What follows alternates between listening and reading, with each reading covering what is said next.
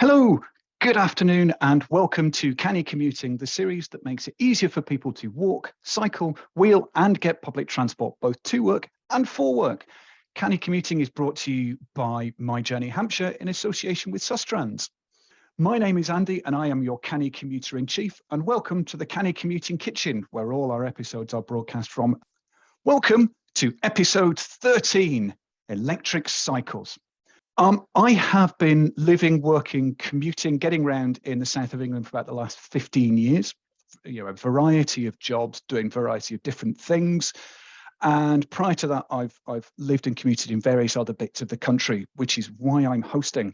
But today, I'm extra specially excited because this is a subject about which I know very, very little, which is why I'm going to invite two brand new guests and welcome them to the show. And I'm going to start with Mike. Mike, could you tell us a little bit about yourself and why you're here?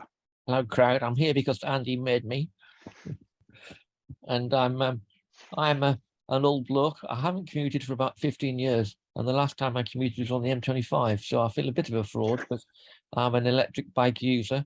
So I'm here to tell you some of my experience. I am a sort of a 60-something bloke who had a stroke 10 years ago. So I'm coming back to cycling.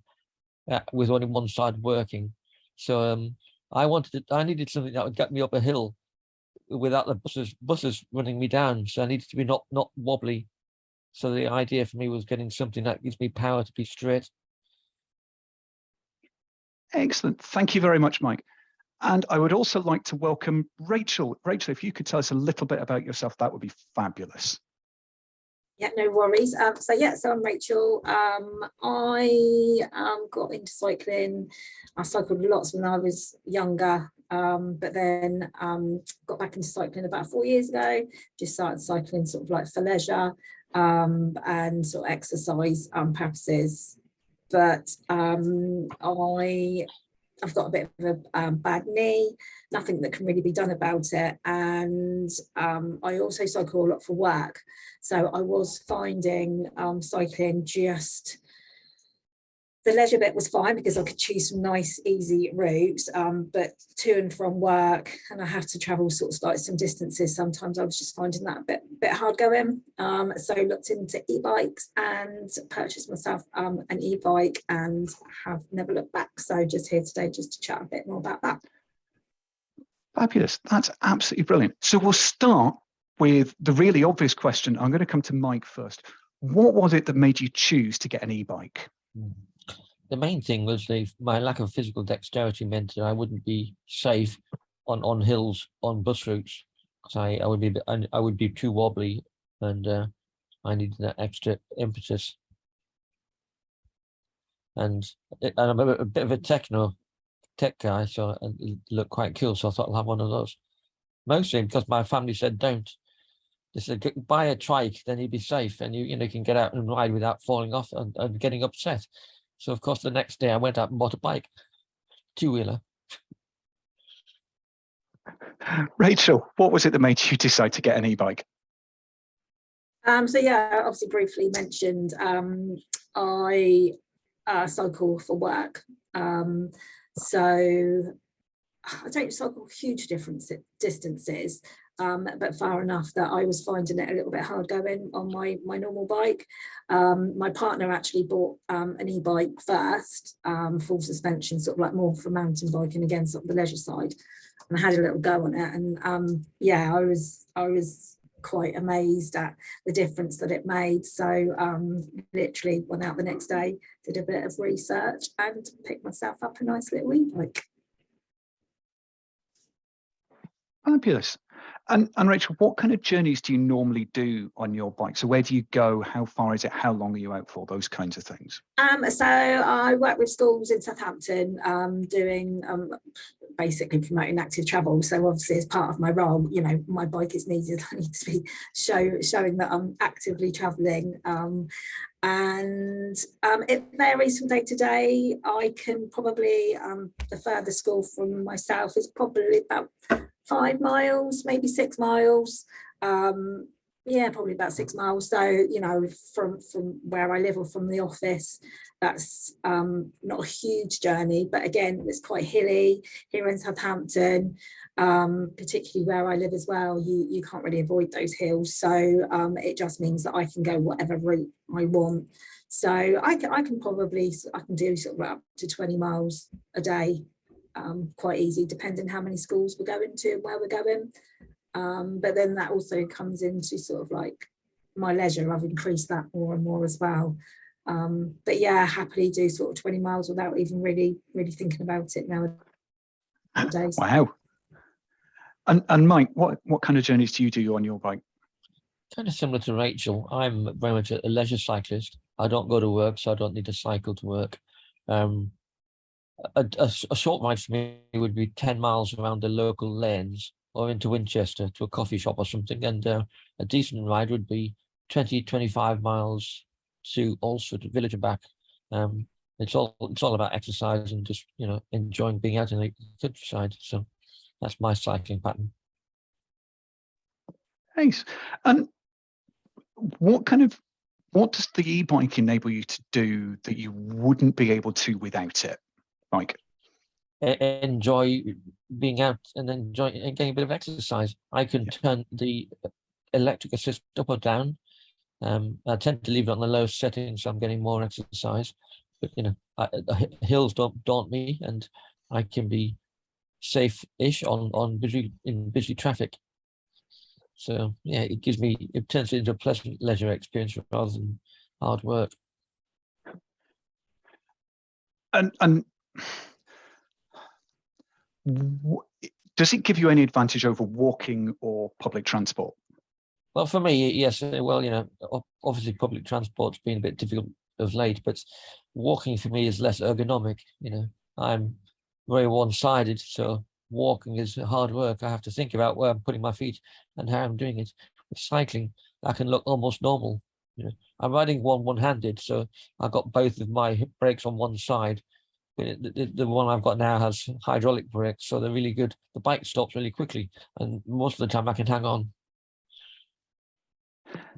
Fabulous. And Rachel, are there any journeys that you're able to do, or anything that you're able to do with the e-bike that you wouldn't be able to do without it? I think I could have done the journeys before, the same that I do now. I wouldn't have enjoyed them as much. They would have been more of a chore than they are now. I can definitely go further on my bike without like say that worry that, you know, sometimes like on my other bike I would sort of like get halfway to somewhere, or I'd get to my destination and then all I'd be thinking is, oh my goodness, I've got to get back yet, and I've got to get back up that hill. And having an e-bike completely takes any of those sort of like worries or sort of concerns away, because I know that if I'm on a steep hill, it's straight up the hill, like there's no issues, no problem. The same as Mike, I don't necessarily have full power on. I very rarely have full power on, actually, if I'm honest. I keep it on the lowest setting, if any, if I'm just poodling along. And it's nice and flat, then I won't have any sort of like assist on at all, because I do like sort of like the exercise sort of like side of it as well. I like to, you know, get a bit of a workout. But equally, if I'm coming into the office and I don't want to come in a mess, then, you know, maybe I'll use the assist a little bit more so that I come in, you know, not needing to shower when I get here. So it helps a lot, and it just means I can go a lot further than I could have done before. And then coming back to your question about sort of like, you know, between walking and you know, using public transport. I mean, I do get buses occasionally, particularly if it's, you know, torrential sort of like rain. I've got a bus stop not far from me, but the bus service is extremely slow. And I actually got a bus in last week, and it probably took me a good half an hour longer to get the bus in than it would have done if I'd cycled. So yeah, I could have kicked myself, so I should have just cycled in anyway. But yeah, so it's got, and walking again, you know, I've got a bad knee, I can't run, there's a lot I can't do with that. Cycling just takes away all the worries of that. The only thing I can't do is stand up on my bike because of my knee. So but again, with the assist going up hills, I don't need to stand up, I can stay seated and you know, put up the power and I'm away. Hey. And was there anything that you were worried about or you thought you might be an issue before you got an e-bike that turned out not to be the case? There was a thing you didn't actually need to worry about? Not really. I went in, like I say, I went in a little bit blindly, really. I didn't know a huge amount about them. I'd been on one for 5 minutes and I thought it was great. So I hadn't really thought about it that much. No, there's no, the only negative for me is the weight of it. That's kind of the only real negative. Yeah, everything else has got to say is all positive towards having one.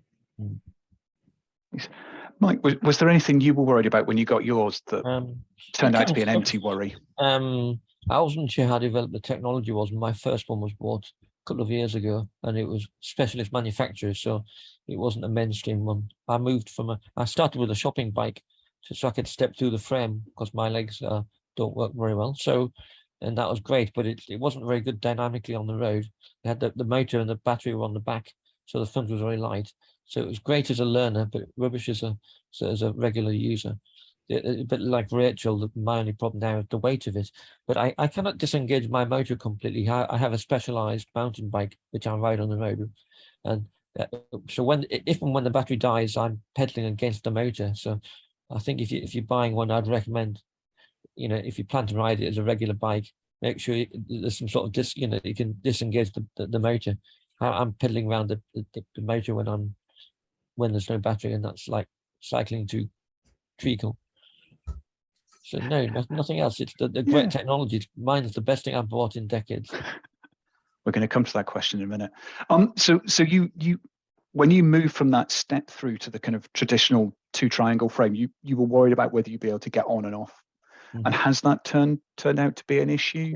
It's been great, because I just lie the bike down, straddle the bike, and lift it up between my legs. Yeah. Which it doesn't look particularly gainly. It doesn't impress anybody. And I do get people stopping in their cars and saying, "Are you okay? Do you need a hand?" Because it looks like I've fallen off. But no, it works well. I wouldn't recommend it as a technique, but it works fine for me. Hey, that's really good. What was I going to say?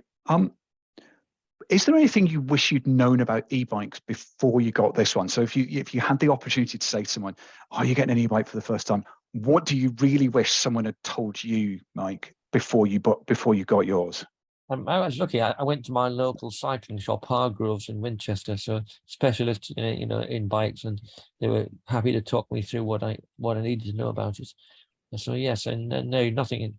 I think like Rachel, I did enough research to know what I wanted, and was fortunate. I didn't want to spend much money, so you can spend an awful lot on these things.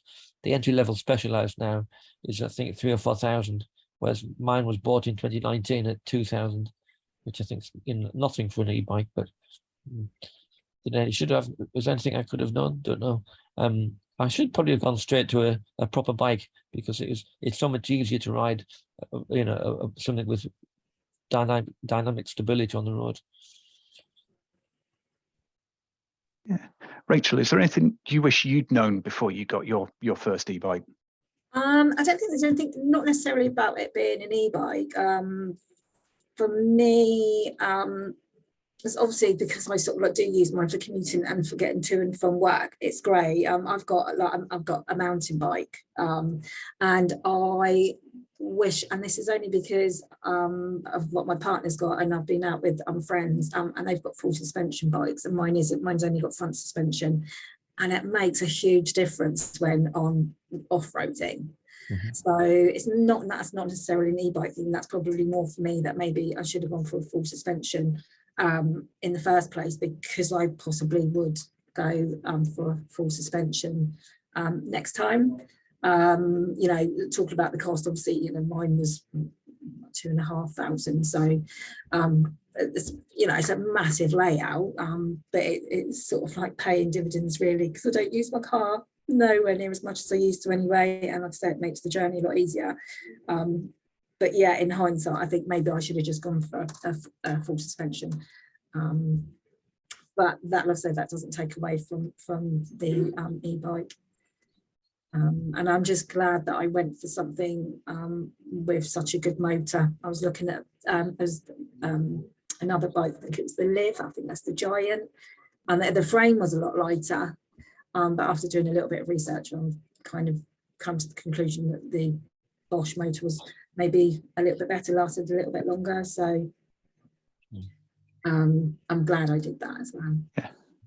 And a quick, really kind of techie question to both of you. Have you got bottom bracket motors, or are they motors in the rear wheel? I've had both. Started with a rear wheel. Yeah. That was horrible. Didn't give, just pushing it, the front wheel bounced off the ground, and it was really hard to use. Definitely made a big difference to the center of gravity, having it in the bottom bracket, if that's the right term. Yeah. I believe mine's bottom bracket as well.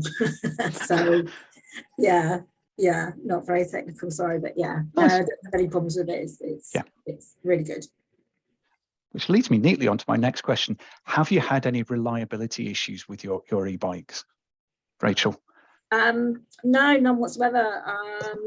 You can, if you just on eco mode, on the lowest mode, you've got about 120 miles ish, and the battery lasts forever. Oh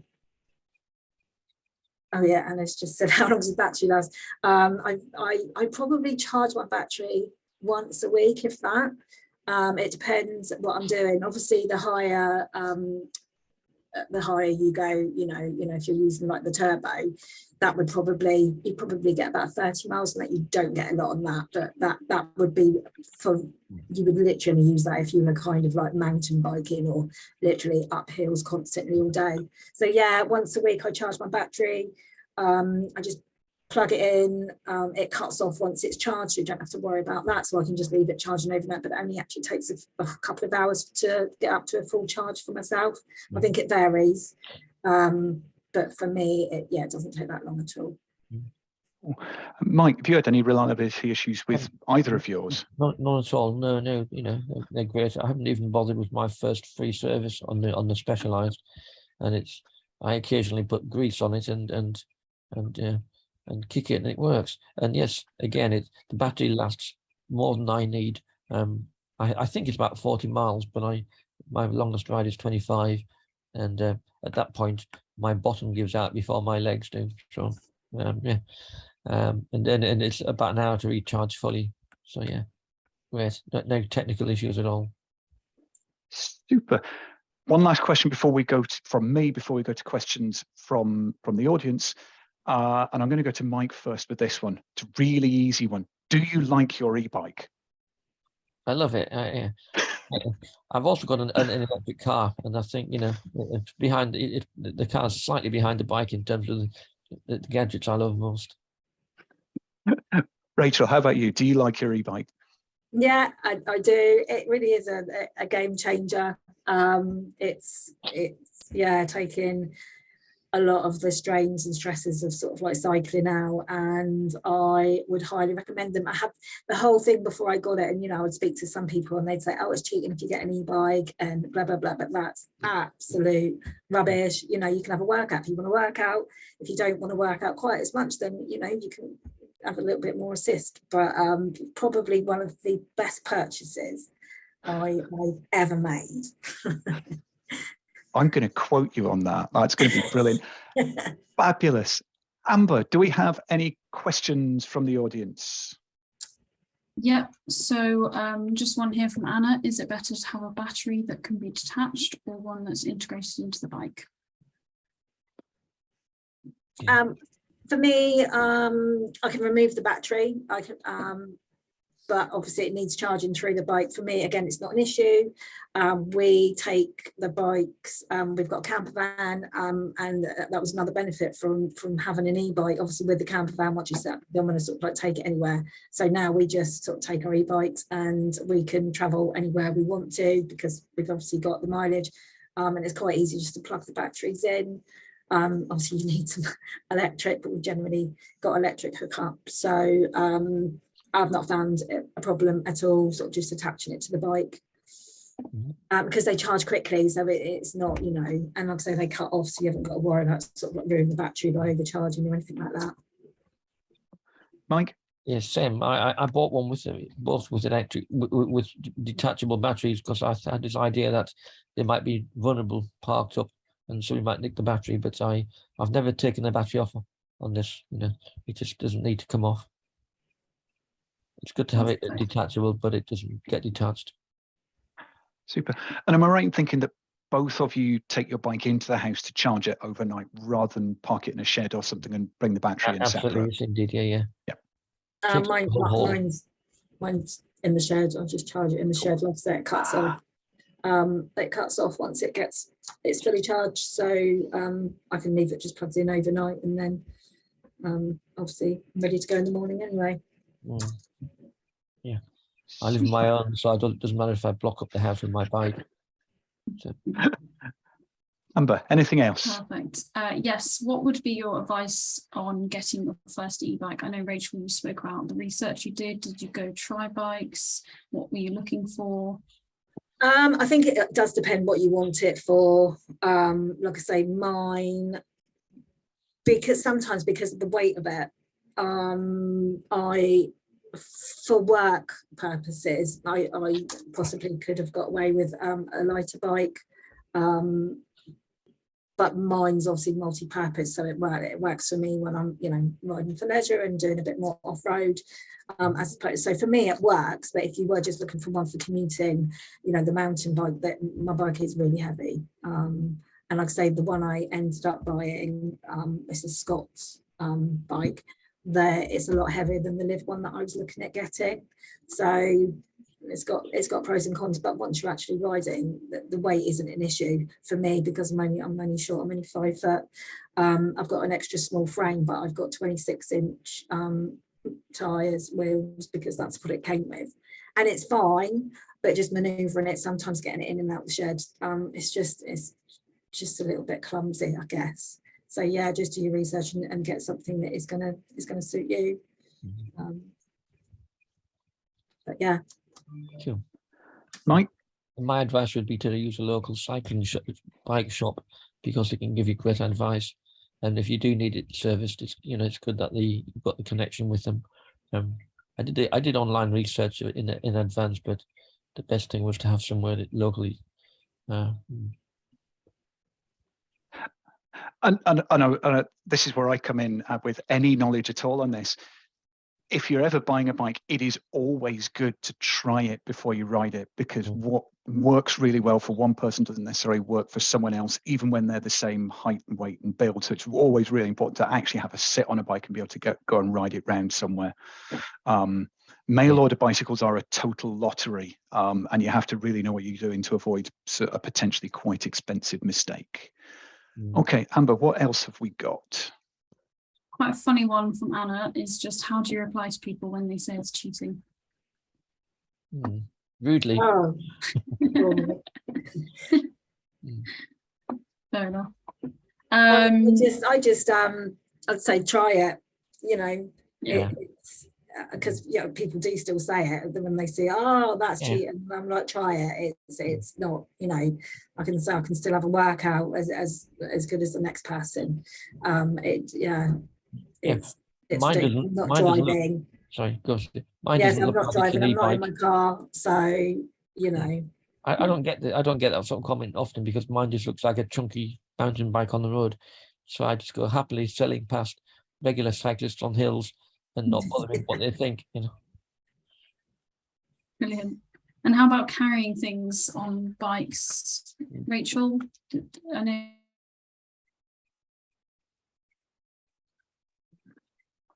Yeah, so the question is there have you carried stuff on the bike, and does the extra weight of carrying a load on the bike make any difference to how the bike behaves?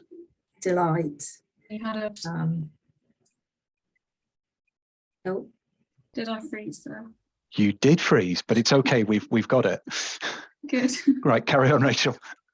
Yeah, so as I said, I just found I don't particularly carry a lot. I've got a backpack which I take most things with, but yeah, so I've got a box for my dog. because I find I don't live with my partner, so I used to cycle over to my partner's because it's easier and it's a great cycle route, and obviously I need my bike for work. So, but when I take the dog over, then I was having to drive, which really annoyed me. So I've now got the dog on the bike, so she can come with me on the bike now. Super. If you're happy, Rachel, is it okay if we share the photo of the dog on the bike on our socials afterwards? Absolutely. Yeah, we'll see that. Unbelievably cute. She's very happy. She really likes it. Good. I'm similar. I have a full pannier set up on my bike, so it's like a mini cargo bike, and it doesn't make any difference to stability. It just means I can carry a full shopping load home from Tesco if I need to, and it's great. Brilliant. I guess the electric makes it easier as well, easier to carry. Very much so, yeah. I get the heavy stuff on the bike, yeah. Brilliant. How are Cool. we doing time-wise?